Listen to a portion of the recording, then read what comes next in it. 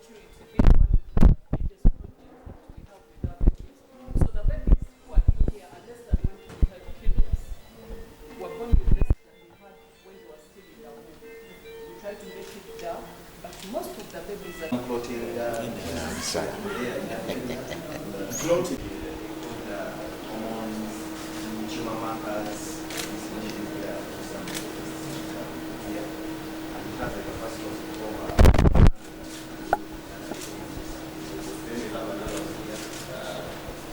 also has a has a capacity of 100 doing testing around 20. So these are the technical people. They are the technical people and the patient, the head of this section. We have patients is the head of this section, which checks blood for patients.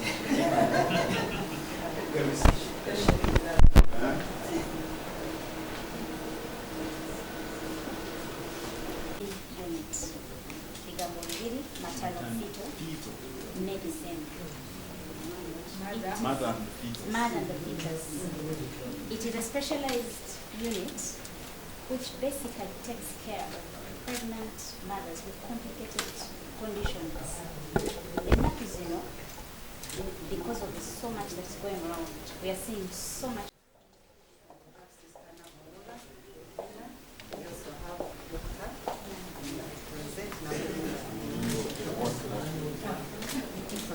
tell us what happens in this ward. Sajena ward. You're most welcome.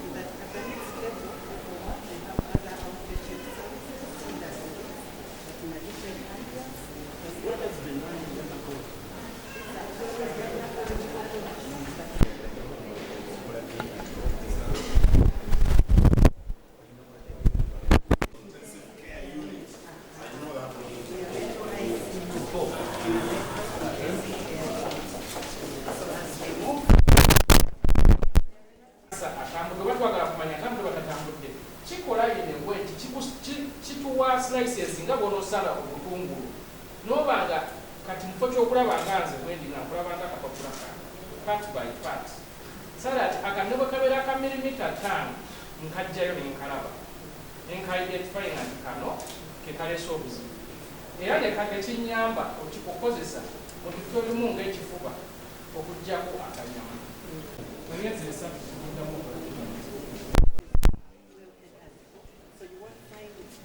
patients walking around the corridors because that is a one-stop center. We have the pharmacy there.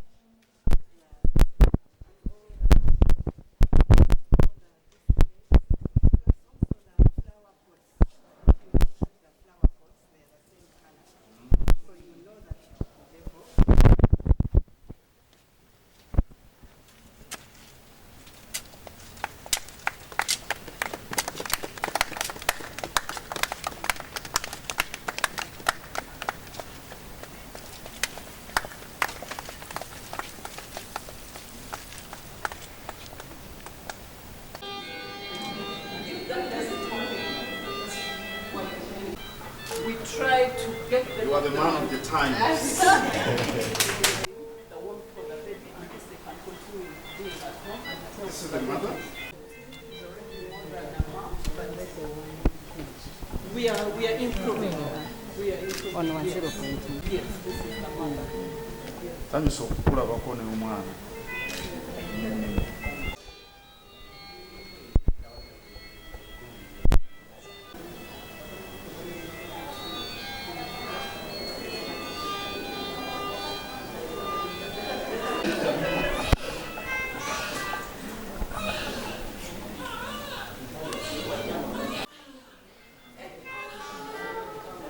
What's the name of the baby? Elaine.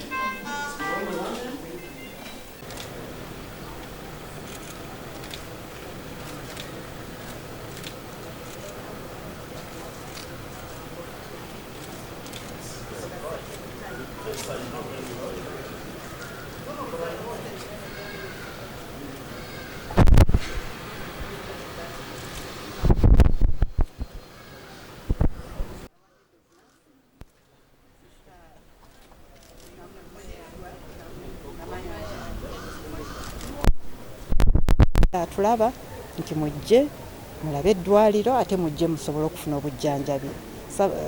Oweekitiibwa asobodde okulaba abaami ab'enjawulo. Kale eddwaliro lino yadde tuliyita nti lyabakyala n'abaana bawere, abaami nabo mwebali. Abamu bwebali olw'okuba bazze okwerekera abakyala baabwe, abamu bazze okujjanjaba abaana, naye ate abamu bajja olw'okuba obwetaavu babulina. Mumanyi nti abakyala ab'embuto, omukyala aba n'omwami, abamu bafuna obuzibu mu kufuna embuto.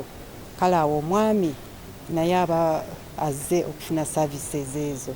Abaami abali eyo, omwana abuze, oluusi ebitundu 40 obuzibu buba ku mwami, ebitundu 40 aba mukyala, ebitundu 20 eba combination ey'ababiri.